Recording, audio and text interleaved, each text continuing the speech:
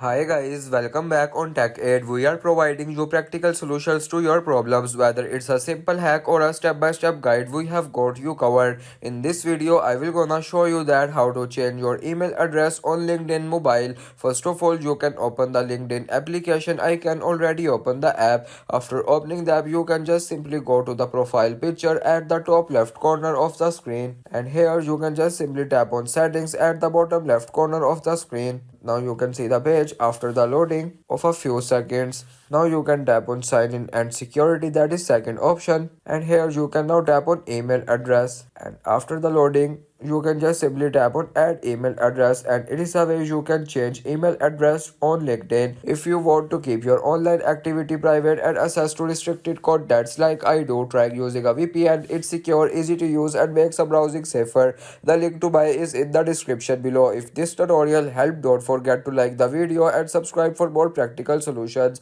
Got questions or need extra help, drop a comment below and we will be happy to assist. See you in the next one. Thanks for watching.